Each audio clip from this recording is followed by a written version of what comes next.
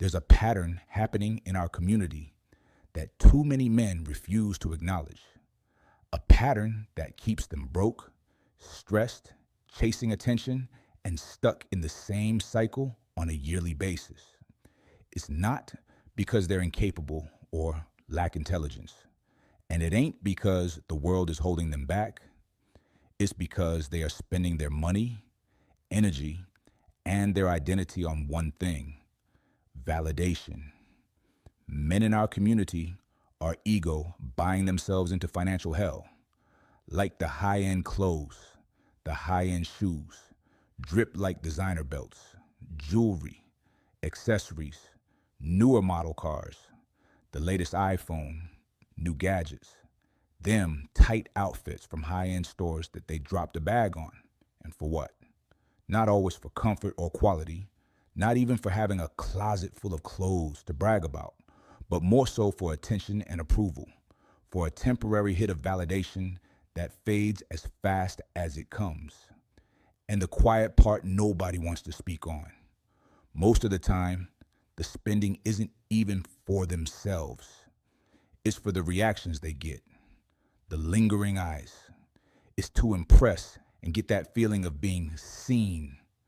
Men will spend thousands of dollars trying to look like they are him instead of actually doing the work to win. Check it. You see it every weekend.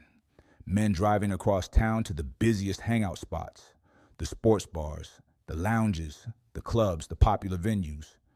Not because they enjoy the environment so much, but because they want to be seen in that environment. They want to be noticed and be on the lookout for the ladies.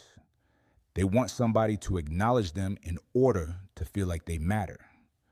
There's nothing wrong with going out and enjoying yourself. There's nothing wrong with putting on fly clothes either. But when the purpose behind it is validation, it becomes a trap that drains your pockets, drains your confidence, and drains your future. Because the truth is, validation is the most expensive addiction a man can have. And the deep part, most men don't even realize they're addicted.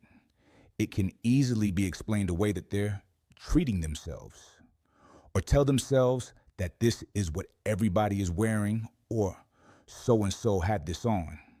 They think they're keeping up. Or is it keeping up with the Joneses? But for real though, they're trying to fill a void that clothes can't fix, that void that jewelry can't fix, cars can't fix it. Rather you financing it or placing yourself in jeopardy by buying chopped cars off of the marketplace that's been VIN swapped. The attention that comes with that new cloned Charger or Challenger will never fix. And that void will only get deeper every time you try to fill it with something external. This also ties into the relationship side of things because this is where the cycle gets even more destructive. A lot of men in our community use that flash as bait. They use designer to hook a female, using their appearance as a pull. They use their spending out in public as signifying, and then they get upset when the type of woman they attract from a vantage point responds to the exact signal they sent. She want to know what them pockets look like. If you lead with money, you attract someone who responds to money. If you're going to lead with flash, you attract someone who values flash. If you decide to lead with presentation, you attract someone who judges presentation. The list goes on and on. So, when the relationship with your sweet thing becomes transactional, when she expects the gifts, when she expects the spending, when she expects you to maintain the lifestyle you advertise, whose fault is that? I'm sorry to say this, my brother, but it's yours. You built the foundation. You set the tone. You created the expectation. You led with the wrong things. And now you're upset that she followed your lead. I thought that was what some of you wanted. Have you ever thought that this is why so many men repeat the same relationship cycle over and over again? They attract the same types of women. They're always experiencing the same types of problems. A lot of men deal with the same types of expectations. And instead of looking in the mirror And recognizing themselves as the common denominator, they blame the woman. They blame the dating scene, saying it's got P in it. They will blame society. They'll blame everything except themselves. And like clockwork, that's when the binge searching and watching starts. Video after video after video of men complaining about women and their behavior. Hours of content blaming women for being materialistic, manipulating a transactional relationship, or gold digging. But nobody wants to talk about the fact that you introduced yourself as a wallet before you introduced yourself as a man. You can't be mad at the results of the image you chose to project. And what about the financial side of things? Because this is where the consequences start hitting hard.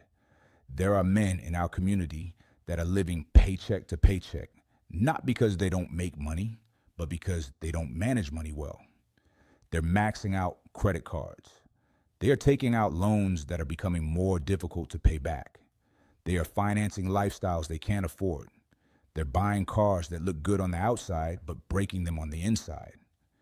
In the real, a man can have a car note bigger than his savings account. Some will buy a high-end car that looks great on the outside, but needs a lot of mechanical work. A man will have a closet full of Jordans, but no emergency fund. He could have the newest phone, but no investments. A man will have a flashy outfit, but no financial plan. He can present a luxurious lifestyle, but have a stressed out reality. If something happens to him, loved ones would have to finance his burial, or beg for donations, or maybe a GoFundMe because he doesn't have life insurance. And for what? For validation, for attention, for the illusion of status, for the feeling of being that dude. But these are facts. If your confidence depends on what you buy, you don't have confidence. You have a mask.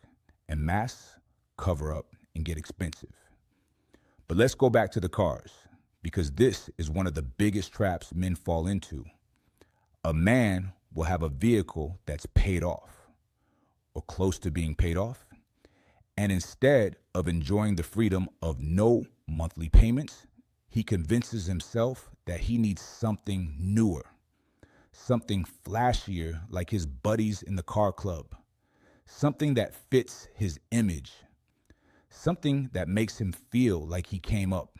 But here's the real. You didn't come up, and you're not leveling up. You're locking yourself down. It shocks me to see some of you trade in a car that's almost paid off for a car that costs you hundreds of dollars a month, for years at that, all for a few days of validation, a few compliments here and there, people looking, a few moments of feeling important, and after those moments fade, you're stuck with that high-ass bill. You're stuck with that payment every month. You got to deal with that stress that comes with it. You're stuck with the responsibility of maintaining an image you can't afford. Bro, that's not leveling up. That's financial self-sabotage. And the same thing happens when it comes to where we live.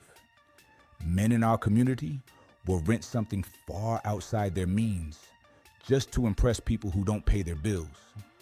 They'll stretch themselves thin to live in a place that looks good on the outside, but destroys their ability to live comfortably.